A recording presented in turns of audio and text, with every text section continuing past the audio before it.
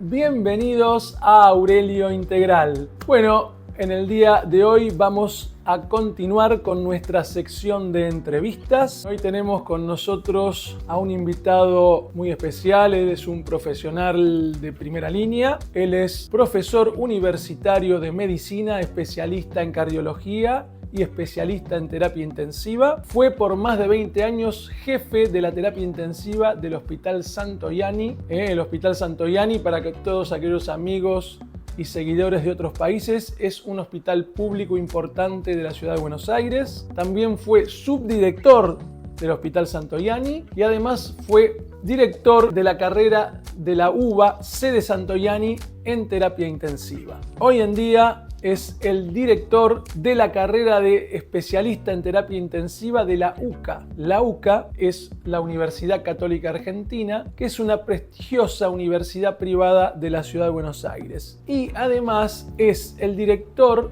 del curso de posgrado en emergentología de la misma Universidad Católica Argentina. Bueno, hecha la presentación, con nosotros para ser entrevistado el doctor Gabriel Carqueijeda. ¿Cómo andas, Gabriel? Gracias por venir al canal. No, gracias por invitarme a tu canal. Un gusto tenerte acá. Dale. Bueno, yo quería empezar un poquito a preguntarte, primero de algo que tiene que ver con tu historia de vida en la medicina, ¿no? ¿Cómo fue que empezaste o que maquinaste la posibilidad de estudiar la carrera de medicina? ¿Fue algo que venía por una tradición familiar, algo que fuiste maquinando en la secundaria, algo que te marcó que viste y dijiste, esto es lo mío? ¿Cómo fue que empezaste? Yo en la secundaria ya sabía que iba a ser médico. Ah, mirá vos. Ya sabía que iba a ser médico.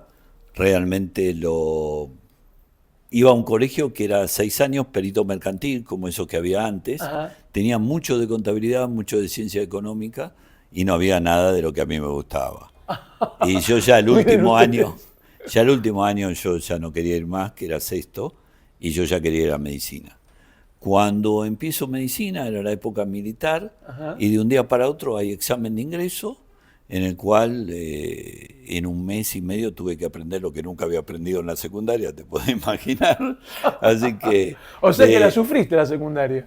Sí, en un momento sí, porque yo ya, no quería, que no querías, yo ya no quería más. Igual todo lo que aprendí de contabilidad después con el tiempo siempre te sirve. Por supuesto, siempre lo que uno estudia sirve. Cuando me recibí de médico, al principio yo hice cardiología, y cuando... A mí no me gustaba el consultorio, la verdad que nunca fui una persona de consultorio, siempre fui una persona de emergencia. Entonces hacía recuperación cardiovascular en esa época, y la gente de terapia intensiva un poco dominaba la historia, así que en un momento, cuando terapia intensiva en esa época era una especialidad posespecialidad, tenías que terminar una para poder empezar otra y hacer terapia intensiva. Y bueno, ahí de tanto hacer recuperación cardiovascular me volqué a hacer terapia intensiva, y yo empecé en el 83 cardiología, terminé en el 88 y ya en el 86 yo ya estaba haciendo terapia intensiva. Y hasta que me fui del hospital hice terapia intensiva toda la vida. Qué bueno, ¿no? Qué historia, ¿no? Ya lo tenía, y eso que fue un colegio que nada que ver, pero él ya sabía que iba a estudiar medicina. Yo iba a eso, sí. Qué bueno.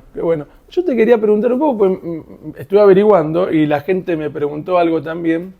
La gente me pregunta, ¿por qué a las personas a veces se le manifiesta el tema de un shock? ¿Cuáles son los motivos por que una persona puede entrar en shock? Pues es que eso empieza un poco de historia. A mí me gusta leer de historia. Por supuesto, así aprendemos, ¿no? Henri Lebrun, que era el médico cirujano de Napoleón Bonaparte, ajá, fue una de las personas que más publicó sobre medicina de urgencia, esa medicina del trauma, como le decimos ahora, y él hace un tratado en el campo de armas, ¿no es cierto?, que la traducción un poco sería así, y él empieza con una palabra que era coco, y después, en 1743, Sinclair, viste, un inglés, ya le empiezan a poner el tema shock, como de choque, de golpe, de esa reacción que tenía ese paciente. Hay algo que es tremendo, la medicina crece mucho en épocas de guerra, porque realmente se inventan una cantidad de tratamientos o necesidades para generar que ese soldado, ese paciente, ese soldado que se transforma en paciente, pueda recuperarse lo más rápido posible y salvar su vida, entre otras cosas. A partir de ahí empieza una palabra que se llama shock. Y el shock, hasta por los médicos, hay cierta mala interpretación, porque shock es un tema y es una definición celular. La gente pone shock como que pierde mucha cantidad de sangre o que, es muy drástico o que todo. Tiene una situación de hemorragia muy importante. Y shock es una pérdida de volumen importante en el organismo. Pero la definición más médica es cuando la falta de oxígeno que tienen las células no puede mantener ni la estructura ni la función que tiene. La función vital. ¿Entendés? Entonces, eso significa shock. Esa es esa situación en la cual nuestro organismo, que es aeróbico, termina siendo anaeróbico. Y de esas situaciones hay 4 tipos de shock, ¿no? En definición grande, pero el ejemplo más simple para que la gente sepa lo que es el estado de shock es lo que te decía la otra vez, la chita. O sea, la chita tiene hambre. Exacto, y corre a una velocidad increíble para poder llegar a su presa y comer su presa. Es uno de los más rápidos del mundo. Sí, pero se cansa y no llega. Esa situación es en un estado de shock. Exacto, ¿Por qué? Porque fisiológicamente, y ahora hablamos un poco más del tema shock, pasa lo siguiente. Nosotros tenemos una energía. Hay 2 clases de energía. Una energía rápida, a hidratos de carbono, una energía lenta, a grasa. Exacto. La grasa es acumulable, el hidrato de carbono, como realmente lo usamos, se gasta. Sí. ¿Qué es lo que pasa? Ese hidrato de carbono se transforma por acción del oxígeno en una molécula que se llama ATP. Adenosín trifosfato. Ahí está. Cada molécula genera 3 moléculas de ATP en una situación normal. Exacto. Para que nuestro organismo tiene bombas activas, eléctricamente activas y físicamente activas, que son 2 muy importantes: sodio, potasio, calcio, magnesio. Uno entra hacia un lado, sale el otro entra y sale. Exacto. ¿No es cierto? La de calcio, magnesio en relación a más a la actividad muscular, y la de sodio, potasio más a la acción eléctrica en realidad. Entonces, ¿qué es lo que pasa? Cuando te falta oxígeno, esa reacción química se hace mal. Entonces se transforman 2 moléculas de ATP y una se hace de ácido. Ese ácido va a la sangre y esa acidemia que tiene el paciente, esa cantidad de ácido, hace que el paciente realmente tiene una menor actividad, y la hemoglobina, que es esa parte que tiene el glóbulo rojo, que es la que transporta el oxígeno a todas partes del cuerpo, para que ese oxígeno se distribuya y vos tengas esas acciones, en el músculo se llama mioglobina, no hemoglobina. Exacto. La hemoglobina es general y la mioglobina va al músculo. ¿Qué es lo que pasa? Cuando tu cantidad de oxígeno falta, realmente te produce ese tipo de cosas. Y vos, mira, yo no me acuerdo, el otro día estaba pensando... Y es increíble, ¿no? Porque uno quiere, pero no puede. Mira, el otro día estaba... Claro, el otro día no me acuerdo el nombre de una atleta rusa. Los rusos en un momento hacen algo, como todas esas cosas que cuando los médicos que hacen deportología inventan y ponen, que pasó lo siguiente. ¿A qué se llama volumen minuto? La cantidad de sangre que circula en el cuerpo para la gente normal. Para la fórmula médica es el volumen sistólico, o sea, lo que la sístole, esa contracción, del ventrículo izquierdo, larga en 1 minuto, o sea, multiplicado por la frecuencia. Ese volumen sistólico, que es de 70 mililitros, generalmente multiplicado por 70, da 4.900, que es más o menos lo que todo el mundo dice, los 5 litros de sangre que tenemos. Claro que tenemos. Entonces, si vos cortaras el cuerpo en un lugar determinado, pasan 5 litros por ese lugar. ¿Qué hacen los rusos? Como vos, para poder mantener ese flujo de sangre, tenés que tener una frecuencia cardíaca que esté en ese flujo, porque si tu frecuencia cardíaca aumenta mucho, tu volumen de sangre que el ventrículo izquierdo expulsa va a ser menor. Va a ser menor, sí. Y también es inversamente proporcional. Claro, y el volumen de sangre que pasa por el pulmón para llevarse el oxígeno, para ir a toda la circulación, tiene un tiempo entre 8 y 12 segundos. Cuando tu frecuencia es más baja, pasa por más tiempo porque es más lento, y cuando tu frecuencia es muy alta, tarda menos tiempo en pasar para poder llevárselo. Entonces, mirá lo que hacen ellos. Le dan un bloqueante de la frecuencia cardíaca, un beta bloqueante. Cosa que cuando el atleta tenía que aumentar la frecuencia para poder mantener esa situación, no se pasa.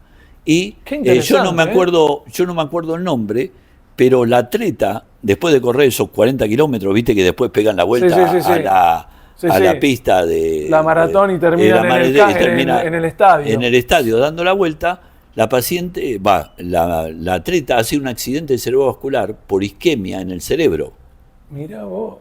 Yo no me acuerdo el nombre, pero realmente había que buscarlo en Google. Claro, porque estaba que no daba más. Claro, porque la acidosis que estaba generando, por más que vos le bajaras la frecuencia, era tan grande. El ácido láctico terrible. Y el cerebro regula inverso a la periferia.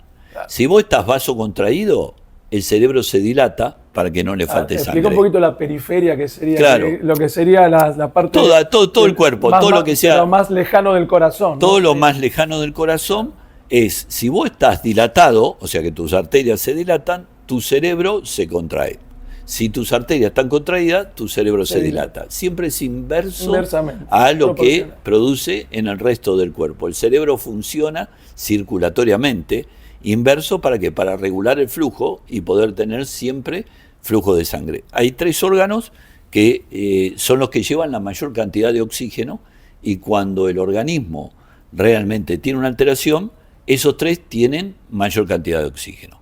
Cerebro-corazón es más importante y riñón el otro.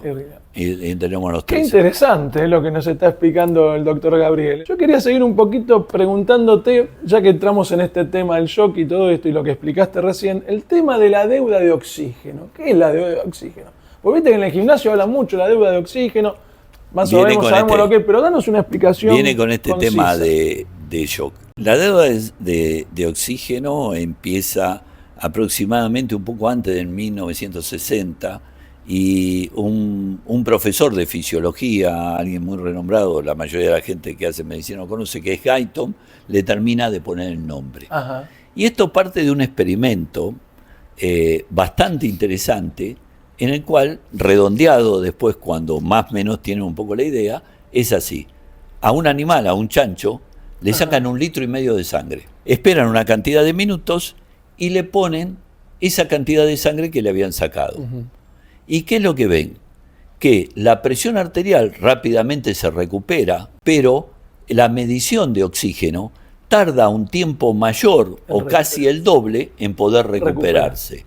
Entonces empiezan a hablar de que ese tiempo hasta que la oxemia, o sea, la cantidad de oxígeno en sangre se recupera, sería la deuda. Esa deuda que tenés que pagar. A nivel deportológico es otra historia. A nivel deportológico generalmente lo denominan como la cantidad de oxígeno que se necesita para volver a transformar esa cantidad de ácido láctico en lo que sería una molécula activa nuevamente como la glucosa. O sea, limpiar esa cantidad de ese ácido láctico que se formó para que no exista esa acidosis y el cuerpo pare o realmente entre en un estado de shock. Para que la gente entienda un poco más, cuando la gente hace un pique muy, muy fuerte, no puede hacerlo eternamente, se tiene que detener en ese momento porque está agitado, con deuda de oxígeno, se tiene que recuperar con lo que explicó él para después nuevamente poder realizar otro esfuerzo. Hay gente con mayor entrenamiento que soporta una deuda de oxígeno mayor y hay gente con menor entrenamiento que soporta una deuda. Por más que sea un atleta, en algún momento la va a pagar. En algún momento existe una deuda de oxígeno y vos vas a tener que pagar esa falta. Aminorando, disminuyendo o parando. ¿No? Esa falta de ese trabajo muscular que vos tenés, que genera 2 cosas importantes: gasto de oxígeno, porque lo necesitas para generar esas acciones químicas que vos necesitas, y por otro lado, la fatiga muscular que se empieza a acumular. El ácido láctico, ¿no es cierto?, dentro de los músculos genera esa fatiga que te hace parar. Aparte te empieza a dar dolor, claro, y da dolor, calambre, Y la gente debe parar en esa situación que tenemos. Eso es lo vemos deuda de oxígeno. Los jugadores, ¿viste? Que se caen claro, al piso, bueno, que están acalambrados. Es esa famosa deuda de oxígeno, redondeando nuevamente, es esa cantidad de oxígeno que vos necesitas para volver a la normalidad. El organismo no tiene muchas formas de eliminar esto. Hay dos formas. O una es lo que en medicina se llama metabólico, y para la gente es la sangre o el riñón. O sea, el glóbulo rojo capta ese ácido y lo toma, y por otro lado el riñón lo elimina a través de la orina. La otra forma de eliminarlo es a través del pulmón, en la función de dióxido de carbono. No existe otra forma de que vos puedas eliminar ese ácido dentro de tu cuerpo. Después en el tema muscular también se elimina el ácido láctico con el tema de los estiramientos, los trotes suaves. Bueno, sí, o sea, en realidad forma, digamos, vos estás recuperando la cantidad de oxígeno y estás liberando a ese músculo de esa cantidad de ácido láctico que vos tenés para poder de esa manera volver a la normalidad. ¿No es cierto? Antes o después, lo que vos dijiste, cualquier atleta tiene deuda de oxígeno. Tiene que pagar esa deuda de oxígeno que tiene, porque no tiene forma de poder subsistir. Y este experimento que hicieron los rusos para tratar de disminuir la frecuencia cardíaca y siempre tener volumen de sangre, dio totalmente negativo. Ya que estamos ahí con este tema de la deuda de oxígeno, que hablaste del shock, el corazón, está muy de moda también el tema de ¿qué es el índice cardíaco? ¿Qué es el índice cardíaco? Yo el índice cardíaco, vos bien eso, por favor. El índice cardíaco es una ecuación que en un momento trata de relacionar esa actividad que tiene el ventrículo izquierdo, esa eyección de cantidad de líquido que tiene el ventrículo izquierdo, con la relación de la superficie que tiene el individuo, el índice de masa corporal.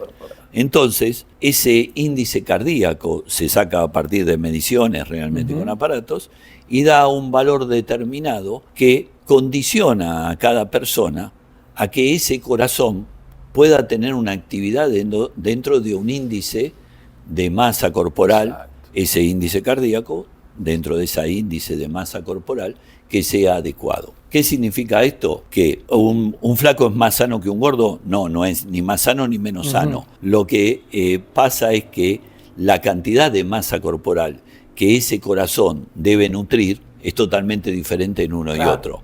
Claro. Entonces, el esfuerzo que genera ese corazón es totalmente diferente uno a otro. Y acá por eso empieza... dice mucho que a mayor masa muscular, menor resistencia, ¿no? En realidad, porque hay que bombear sangre a todo ese cuerpo para que pueda realizar ese trabajo eso físico. Hay una gran discusión ahora a partir de la deportología de lo que es el índice de masa corporal. El índice de masa corporal... Te puedo decir, qué sé yo, que digamos que creo que es el común de la gente, capaz que vos vas a explicar mejor. El índice de masa corporal es el peso dividido la estatura al cuadrado. Y da una constante. Claro. Según cómo sea el valor de esa constante, nos va a determinar que estamos flacos, obesos. Sí, ahora te digo los valores. En realidad está bien, lo que vos dijiste es la estatura al cuadrado, estatura por estatura. Porque exacto. La gente, como la mayoría de las cosas de Wikipedia dice que es el peso sobre la estatura, nunca da el valor. La estatura es estatura por estatura. Por estatura, para estatura poder al cuadrado. O sea, yo mido 1,83, sería 3,66, lo que va abajo sobre mi peso. Tu peso dividido 3,66 te daría tu índice de masa corporal. El índice de masa corporal. El índice de masa corporal está en 18.5 a 24.9 en el hombre. Normal. Y en la mujer de 20 a 23, un poquito menos, 19.5 a 23 en la mujer. Y a partir de ahí, ese sería un peso normal. Después tenés sobrepeso, obesidad 1, obesidad mórbida, 2, obesidad 3. Claro. Y para el otro lado tenés desnutrición leve hasta desnutrición sostenida máxima. Pero, ¿qué es lo que pasa? Ese concepto es un concepto que hace Quevelet hace muchos años atrás, ¿no es cierto?, que hoy en día tiene como una vuelta diferente en base a este gran tema de la deportología. Porque, por ejemplo, uno de estos muchachos de gran físico que vemos en el gimnasio tiene un índice de masa cardíaca de sobrepeso, pero no tiene una gota de grasa. Contanos eso, o sea, ¿qué relación hay entonces entre el índice cardíaco y el índice de masa corporal? Bueno, ¿existe una relación ahí? Sí, ese índice cardíaco en esa persona va a estar aumentada, pero su índice de masa corporal que va a estar aumentado, que en realidad sí es un valor real teórico, pero no tiene grasa. Exacto. esa persona no tiene grasa. No tiene grasa. Entonces, la mayoría es músculo. Su estructura es muscular. Exacto. Por eso hoy en día ese índice de masa corporal es un poco discutivo, relativo, en el cual es para determinado tipo de personas. Okay. Pero para estos grandes deportistas, esa situación masa corporal no la podemos medir de esa manera. Ajá. Pero sí, siendo a lo más fino, su índice cardíaco está totalmente aumentado. No hay vuelta de hoja. Esa persona, para que llegase a esa estructura muscular, más allá de todo lo que la gente pueda pensar, de tomar anabólico, el corazón tiene creatina, que bombear más sangre, o sea, es algo el corazón lógico. Tiene que trabajar. Claro. ¿Y qué es lo que pasa? El corazón tiene una estructura oblonga, como la pelota de rugby, no es así como la gente cree que es redonda. No. O que tiene forma de... Y al revés, el corazón, cuanto más redondo se pone, peor es, porque realmente está más hipertrofiado, más duro. Claro, porque si vos lo pensás, una situación oblonga, vos lo podés comprimir por los polos menores. Exacto, lo comprimís. Claro. En cambio, si algo es redondo, es más difícil de claro, complicar, porque lógico, todos los puntos hacen presión al mismo tiempo. Entonces, el corazón de la mayoría de todos estos grandes atletas generalmente está hipertrofiado, es más redondeado, más redondeado que oblongo. ¿Por qué? Porque tiene que estar bombeando una cantidad de sangre frente al esfuerzo que hace, para que no pare de hacer esfuerzo el atleta. Sobre todo los levantadores de pesas, ¿no? Claro, los para poder sostener esa situación de que el paciente no entre en shock, o sea, darle la cantidad de oxígeno necesario para que esa célula no disminuya su funcionalidad ni su estructura. Qué interesante lo que nos está contando. Bueno, ahora te saco un poquito de todos estos temas que la verdad son apasionantes, a mí me encantan, pero yo siempre quiero ir un poquito más allá. ¿Qué es un poquito más allá? Quiero ir un poquito más hacia el futuro, ¿no? Ya hablando dentro de lo que es la medicina. Vos de acá a unos años, ¿no?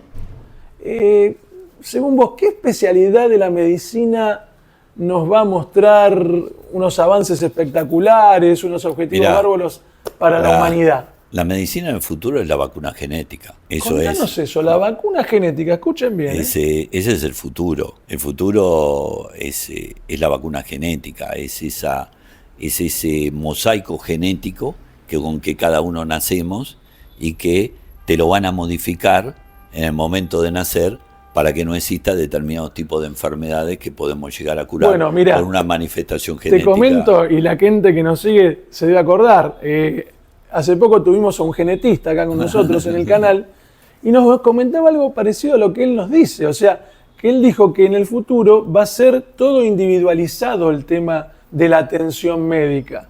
Sí. ¿Sí? Porque no es lo mismo tu cuerpo que el del vecino, ¿no? Va a ser todo más, apunta más hacia lo especializado. La medicina de trauma nunca va a variar. Esa medicina, para ir individualizando. No chocaremos en auto, chocaremos en el auto volador, chocaremos en otra cosa. Pero eso es lo que vos vas de la vacuna, de la vacuna genética. O sea, ese tipo de medicina nunca va a variar porque será mejor o peor, tendremos robótica para operar, tendremos láser diferentes para operar. Algo que va a ser yo creo que una pelea enorme va a ser la clonación de órganos y la robótica en la clonación de órganos. ¿Y el transhumanismo? Sí, o sea, el tema es el siguiente, que es un poco muy difícil de discutir porque hay muchas religiones y voy a respetar, estamos hablando voy a respetar a todo el mundo, ¿no es cierto? Sí. Y una cosa es, ¿por qué necesitas que alguien muera para donar su órgano cuando tal vez vos podés clonar tu propio órgano? Sí, yo estoy de acuerdo con eso, sí. O sea, sería más fácil clonar tu propio órgano, ¿no es cierto? De la misma manera que existe un bebé de probeta, vos podrías clonar tu propio órgano, ¿no es cierto? De un órgano o de una parte de tu órgano normal. Pero ya que estamos en el tema, ¿vos pensás que ya esto está pasando? ¿O que se ha clonado ya un ser humano? ¿Cómo lo ves? Los seres humanos ya de alguna manera tenemos cierta clonación, depende cómo lo consideres. No, pero como fue lo de la oveja Dolly. Sí, bueno, ¿Vos pensás que un ser humano puede estar clonado? Todo se puede clonar todo. De alguna manera, porque vos de alguna manera también estás haciendo ¿Pero pensás que ya hay un ser humano clonado? ¿Cómo lo ves eso? Para mí sí, es una discusión, ¿viste? Alguno puede decir que no, decís mentiras, decís estupideces, pero La forma más simple que vos ves que algo es artificial es los bancos de semen y toda la inseminación artificial que vos tenemos. Es una forma de clonación, si vos realmente lo considerás. Sí. ¿No es cierto? Porque no es una forma natural y física y normal en la cual la naturaleza lo ha creado. O sea, nosotros estamos artificialmente tomando un método para generar una situación diferente que es totalmente una variabilidad de lo que es la genética natural. La genética natural es una relación, ¿no es cierto?, de un hombre con su semen, una mujer con su óvulo, y generan, ¿no es cierto?, una situación de una nueva célula. Se congelan los embriones para que, por ejemplo, los óvulos, queremos tener hijos de acá a 10 óvulos, años. Por supuesto. Y bueno, esa es una forma, aunque parezca mentira, de clonación, por supuesto que es una forma de clonación. Que puede ser de otra forma, en forma más no tan natural, digamos, entre un útero, un óvulo y todo lo demás. Siempre va a existir un óvulo y una molécula de semen para generar, por lo menos hasta ahora momentáneamente, ese tipo de cosas. La inteligencia artificial es un tremendo arpón a la medicina, ¿no es cierto?, en el sentido bueno y malo, como todas las cosas. Eso te propongo para otra entrevista. Dale, listo. Charlamos otra charla. Yo ahora quiero ir cerrando un poquito y terminando. Quiero preguntarte, porque se lo hago a todos mis invitados, ¿cómo hacemos a través de la medicina, o que vos nos des un par de tips para mejorar la calidad de vida de las personas? Toda actividad que sea física es una inversión de futuro. ¿Escucharon? Esa es la principal situación. ¿Por qué? Porque existe dietas las que quieras y de la forma que quieras. Existe montones de situaciones, pero lo que vos le das a tu músculo, a tu actividad, no hay forma de reemplazarlo absolutamente por nada. Completamente de acuerdo. ¿Por qué? Porque es lo que nosotros tenemos. Acá hay algo que, y esto sí es una charla de mucho tiempo, que es lo que disminuye en el adulto mayor, por así decirlo, porque ahora anciano es a partir de los 70 y pico de años. La cuarta edad. ¿No es cierto? Claro, la cuarta edad. Porque nosotros tenemos una camada que es la de 60 y pico de años, que se llama Baby Boom. Como está la X, la M, la Z, qué sé yo. Bueno, esa camada se llama Baby Boom. ¿Por qué Baby Boom? Porque son esas personas adultas que se han cultivado culturalmente y físicamente, han cambiado el esquema de vida, han prolongado el tiempo de vida, y ese tiempo de vida ha pasado mucho más de los 60, 60 y pico de años. Hoy un adulto realmente mayor empieza a ser a partir de los 72 años, porque hasta los 72 años se considera que una persona es totalmente hábil y capaz de desarrollar cualquier tipo de actividad. Pero consideremos que hay una diferencia notable entre una persona que ha hecho actividad física de 72 años y uno que nunca ha hecho nada. No, lógico. Lo que pasa es que ese tipo de cosas realmente es, lo que te vuelvo a decir, es esa inversión que no se ha hecho. Cuando vos no tenés esa inversión... Hacer actividad física. Es realmente muy difícil. La actividad física, la que quieras, no es que vas a ir al gimnasio a hacer pesas, no es que vas a hacer... Completamente de acuerdo, nada. La que le guste a la gente. Vos fíjate, más con cada persona. Te infartás, y antes, a los 40 años, la gente se infartaba y se sentaba en la plaza a esperar a que se muriera. No podía hacer más nada. No podía hacer más nada. Exactamente. Hoy un paciente se infarta y lo mandamos al gimnasio a recuperar, a caminar. Y vos fíjate que ese paciente le decimos tiene que caminar 2 kilómetros, 3 kilómetros, 4 kilómetros por día. Por día. O algunos dicen 30, 40 minutos por día. Claro, le das la variación que vos quieras. Entonces vos fíjate que estamos recuperando una actividad a un paciente. ¿Por qué? Porque la depresión que existe en el ser humano y que está a todo nivel de nuestro organismo, ese envejecimiento, vos lo tenés a nivel muscular, lo tenés a nivel renal, a nivel, todos nuestros niveles, aunque sea cognitivamente también. ¿Y qué es lo que pasa? Cuando vos no entendés que esa estructura muscular que vos estás deteriorando, no es que vas a ir al gimnasio a ser uno de estos atletas físico-culturistas, pero vos imaginate que sos una persona que nunca has hecho ningún tipo de actividad física y suponete que haces un accidente cerebrovascular, ¿no? Y son esas personas que a veces uno lo ve que tal vez está en una silla de ruedas o está sentado. Entonces yo te hago una pregunta. Si nunca hiciste ninguna actividad con tu cuerpo, ¿cómo le das la fuerza a tus brazos para poder levantarte? ¿Cómo le das fuerza a tus piernas para poder levantarte? ¿Cómo tu estructura de tu columna resiste esa situación cuando tal vez nunca hiciste ningún tipo de actividad? En cambio, si hiciste, tenés más posibilidad de una recuperación. Vos fíjate que hoy en día existe algo que es tremendo, y hay una charla inmensa de otro día, el índice de obesidad que existe en el mundo. Sí. Países como los nuestros, latinos, y más o Estados desarrollados, Unidos, ¿no? Como Estados Unidos, Alemania, Europa. Vos fíjate que ellos están empezando a luchar contra una situación que es obesidad, pero también a su vez vos ves que todos los alimentos ricos en vitamina D, ricos en vitamina B, ricos en vitamina esto, ¿entendés? En hierro y todo lo demás, y qué sé yo. O sea, son superalimentos químicamente, la gran mayoría de todos ellos, generados para un tipo de alimentación que es la que no estamos acostumbrados. Claro. No estamos acostumbrados. La cantidad de comida chatarra que come la gente, ni hablar. Comida chatarra, y también hay una discusión enorme de un montón de cosas. No se puede comer carne, no se puede tomar azúcar, no se puede eso ya para un tema... No se puede, ¿entendés? Es tremendo la situación que tenemos en base a eso. Lo importante y que la discusión es muy grande. La actividad física, ¿no? Esa es la inversión del futuro. Es la que segrega endorfinas, ¿no? Seguro. Eso nos ayuda a estar bien, a estar felices, a elevar nuestro sistema inmunológico. Hasta te digo algo, existen montones de rutinas que vos lo sabés, que por Google, por televisión las ves y a la mañana la podés generar. Es más, la que le gusta a la gente. Y sí, muchos de mis pacientes que me dicen a mí no me gusta o yo no quiero, y que yo, por ejemplo, le pregunto, ¿tenés un espacio de 1 metro cuadrado? Bueno, comprate una bicicleta fija. Y a la mañana, cuando te levantás, antes de irte a bañar, estás viendo el noticiero, empezás con 5, 10 minutos, 15 minutos, empieza, es verdad, ¿no es cierto? Y más, principalmente a esos pacientes que son obesos, que nunca han hecho actividad física. Mi recomendación de inicio no es caminar. Comprate una bicicleta fija, empezá a variar esa situación de peso. Claro. ¿Por qué? Porque toda la gente, vos lo sabés, esto es una charla muy larga y lo paramos acá. Todos van al gimnasio el primer día y dejan de comer. Al revés, no hay que dejar de comer los primeros días. Hay que dejar de comer después de un mes o después de un tiempo. Lo que sí es porque verdad la energía que necesitas, la necesitas para una actividad que nunca estabas acostumbrado a hacer. Y aparte, cuando uno empieza a hacer actividad física, empieza el cuerpo a pedir una alimentación distinta, ¿no? Exactamente. Ya necesitas otra calidad de comida, digamos. Sí, con unas proteínas diferentes, con una actividad. Bueno, entonces lo que nos recomienda Gabriel, el doctor Gabriel, es la actividad física. Cualquiera sea, cualquiera vos prefieras, dale con eso, ¿sí? Bueno, yo me voy a despedir, lo lamento, pero hasta acá tenemos que llegar por hoy. Gracias.